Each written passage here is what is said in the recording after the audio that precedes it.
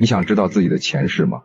在我国台湾省，一个叫廖月鹏的催眠师曾推出了一段据说能看到前世的催眠音频。然而听过的人很多都开始身边怪事不断，不少网友都现身说法，警告大家千万不要去听。莫非这段音频真的是披着科学催眠外衣，实际上招鬼或者是下阴吗？我们先看几个网友分享的真实感受。网友小 A 说，他曾出于好奇，抱着试试看的心态听了几回，但却一直都没有看到前世，一直到后来有一天凌晨2点他睡不着，又开始听这段音频，结果就在半梦半醒的时候，感觉自己走进了一个隧道里，前面有亮光，后面他要走出隧道的时候，就听到家里的玻璃窗传来2声特别清脆直击耳膜的那种敲击声，他一下子就醒了。凌晨还是高层，他越想越害怕，不知道究竟是谁在敲窗户。网友小 B 说，他听了音频后，看到自己是清朝的一个格格，在皇宫里和很多阿哥格格一起玩，醒来后他还很高兴，没想到自己前世是皇家子弟，结果几天后他就开始被鬼压床，还多次在半梦半醒之间能够明显感觉到自己身体的上方悬浮着2个人，